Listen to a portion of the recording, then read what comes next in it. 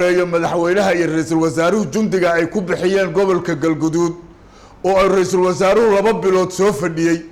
oo inta uu ku bixinayay jundi adag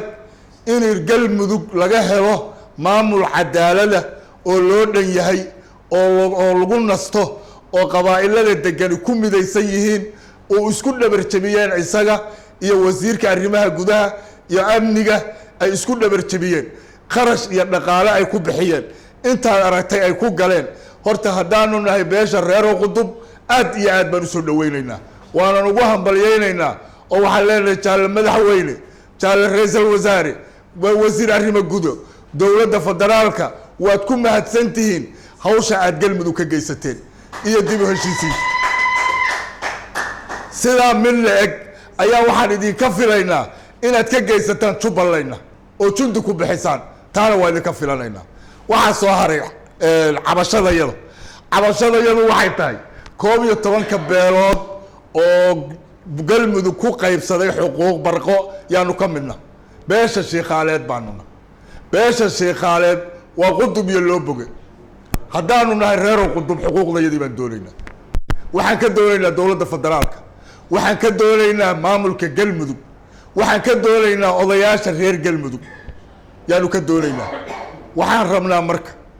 in laga siiyo xuquuqda wasaaradda arrimaha gudaha ayada arintan u xil saaran ayada khilaafka beelaha inay dhamayso loo xil saaray wasiirka arrimaha gudaha mas'uuliyadka waxaan doonaynaa waxa yaga miiska in loo saaro shalay sidii lagu dhisay dulmi bay ahayd cadaada lagu dhisay sidoo ii sheegay nabadoonkii hore oo ahaa xildhibaan X xibin iyo xeeb dulmigiina wakaaso waa rugmaday maanta dulmi dambe yeena noqon waxa soo haray xaskul hawiye qabiilka la dhaho Galmudug xubnaa laga siiyay cid ka degtaana male wareero qudum xaskul hawiye ka yar yihiin Galmudug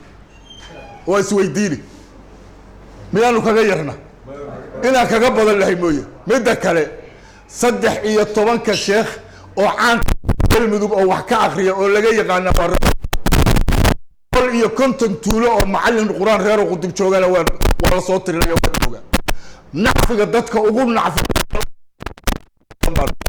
laakiin manihin dadka qori wax ku doonay qalin wax ku doona anagu baan wax ku raadsanaa qalin waxba kuma doono marka waxa cid waliba ay nooga tilaabsanayso waxa weeye ninka sharkiisa laga baqin maanta Soomaaliya shir waxa iman doonta waraaba daaliba dirirtiisa loo tahay markii calaado ay sida ku dhacday anigu fariin baan u diray nimankii reer calaado oo qudub inta lacag u tuuray baa waxaan idhi masaajidka taga idinkoo dhabarka isku daanka akhriya quraanka waxa u dhigtaan inaan Galmudug lagu heshiin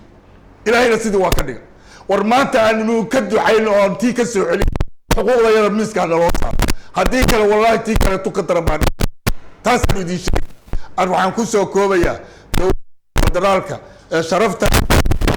xuquuqda qabaa'ilada hawsinta banaadir sidoo kale waxaan ka rabaa Jubbaland anagu beesha reer qudubana cidna xulban sanay soo horjeed walaalaha yana xaq